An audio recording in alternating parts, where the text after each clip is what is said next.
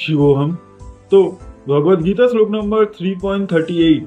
তো এখানে শ্রীকৃষ্ণ বলছেন, যেভাবে অগ্নি ধোঁয়া দ্বারা, দর্পণ ময়লা দ্বারা এবং জরায়ু গর্ভ দ্বারা আবৃত থাকে, ঠিক সেরকমই কামনা জ্ঞান বা বিবেককে আবৃত করে রাখে।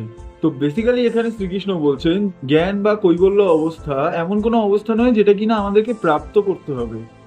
এটি অলরেডি আমাদের কাছে উপলব্ধ, কিন্তু আমাদের বিবেককে, আমাদের জ্ঞানকে আচ্ছন্ন করে রেখেছে আমাদের অন্তঃকরণের মধ্যে স্থিত সমস্ত ইচ্ছা বা কামনা।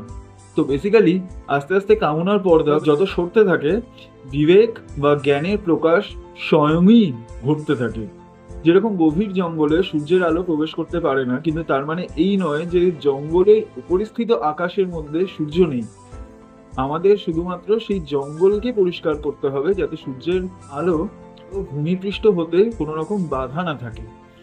সেই জন্য নিজস্ব আত্মস্বরূপ উপলব্ধির জন্য আমাদেরকে ইচ্ছার পারে যাওয়া খুবই দরকার। ইচ্ছা আমাদের মধ্যে ঘটা একটি বিকার, যেটা কিনা আমাদেরকে আত্মস্বরূপে পুনঃপ্রতিষ্ঠিত হতে বাধা দিয়ে থাকে।